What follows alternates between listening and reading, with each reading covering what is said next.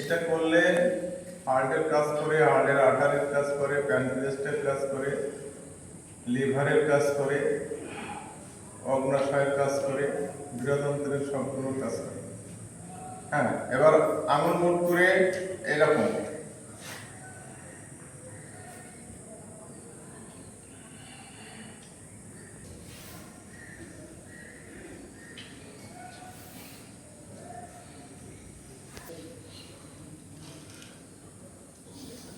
উল্টো, আবার উল্টো, আরো একবার,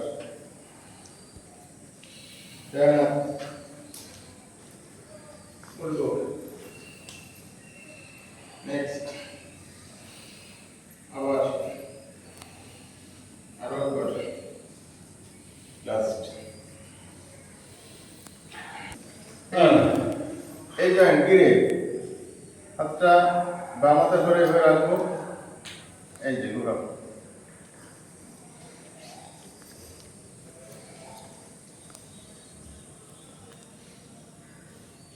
উল্টো,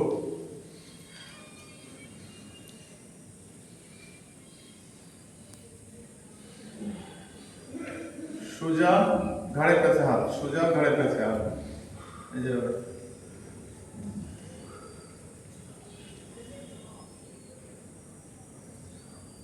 হ্যাঁ। এবার বাম হাত ডানে ধরে রাখি, ঘুরাই,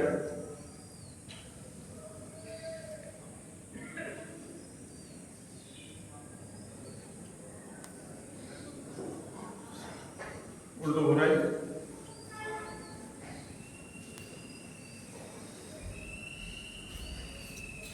হ্যাঁ, সামনে নিয়ে আসি, কাঁধে লাগাই। এবার আমার একটু বল আসছে না,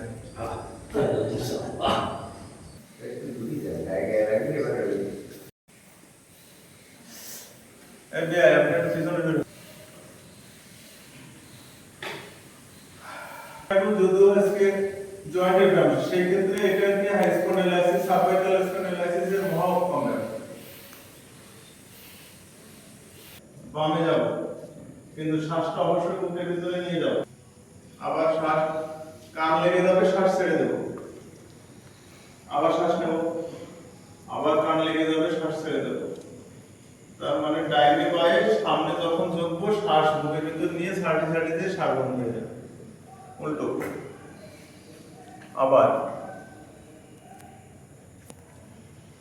আবার আরো একবার, সোজা। এবার শ্বাস নিয়ে, শ্বাস ধরে রেখে পিছনের দিকে যাব এবং দাঁতে দাঁত লেগে থাকবে, ঠোঁটে ঠোঁট লেগে থাকবে, আর শ্বাস বন্ধ থাকবে, পিছনের মাথা মাটিতে লাগাই দেবো। 1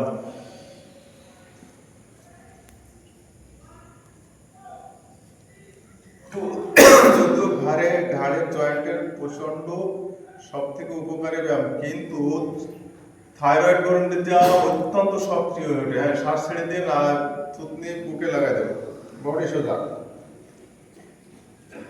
চোখ বন্ধ করে করলে বেশি উপকার। পিছনে যাব,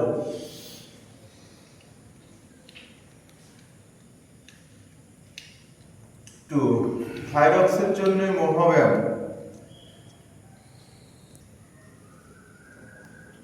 সামনে,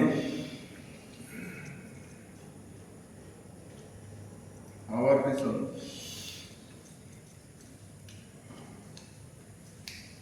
সামনে, নিজেরাও সোজা থাকবো, বুকের কাছে থুতনি লাগাবো, নিঃশ্বাস নিতে নিতে বাম দিক থেকে ঘুরাবো, নিঃশ্বাস পিছন পর্যন্ত নেব, সামনে পর্যন্ত ছাড়তে ছাড়তে এসে আবার নিঃশ্বাস নিতে নিতে পিছন পর্যন্ত যাব, আবার নিঃশ্বাস ছাড়তে ছাড়তে সামনে আসবো, আবার পিছন পর্যন্ত যাব, আবার সামনে আসবো। বডি সোজা, হাত সোজা থাকলে বডি সোজা থাকবে, হাত ব্যাকায় গেলে বডি ব্যাকায় যাবে। বাম দিক দিয়ে যাবো, এই ডান দিক দিয়ে যাবো, উল্টো করে ধীরে ধীরে করে।